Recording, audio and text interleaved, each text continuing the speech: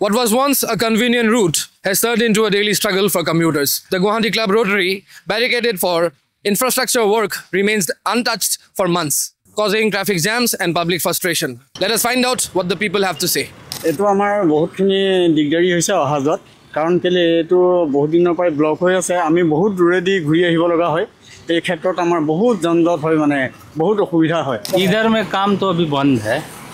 अब कब चालू होगा वो तो काम करने वाला ही बताएगा इधर से जाने में बहुत परेशानी हो रहा है आदमी को और यहाँ पे ट्रैफिक जाम होता है कि नहीं आगे जाए ट्रैफिक तो जाम होता ही है रास्ता बंद होने से तो ट्रैफिक जाम होगा ही এইখিনিতে ৰাস্তাটো ইটো বহুত দিনৰ পৰা বন্ধ হৈ আছে ইয়াৰ পৰা অসুবিধাটো হৈছে ছোৱালী ইফালে সেন্ট মেৰিজত পঢ়ে গতিকে আনা নিয়া সময়ত ইফালে ইমান দীঘলীয়া এটা টাৰ্ণ এটা ল'ব লাগে এখন স্কুলখন আছে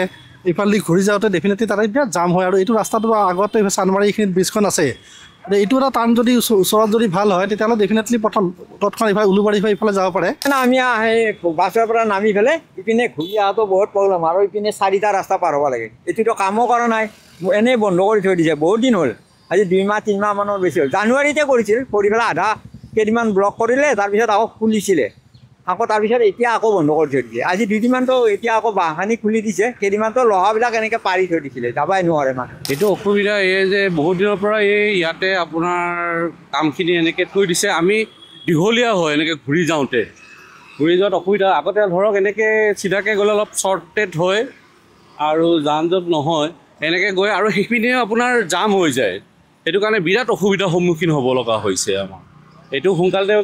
চৰকাৰে সোনকালে কৰি দিলে খুব ভাল হয় কিছুমানে ৰং সাইডেও যায় কিছুমানে ব্ৰিজখন বনাই আছে সেইটো সাইডে গ'লে অসুবিধা হয় ইভেন এইখিনাখন শিলপুখুৰীত ইভেন এজন শ্ৰমিক এজন মৰি থাকিলে বৰ অসুবিধা হয় With no visible progress and no clear timeline for completion, the public continues to suffer. While the authorities remain tight-lipped, it is the common citizen who bears the brunt of this ongoing inconvenience.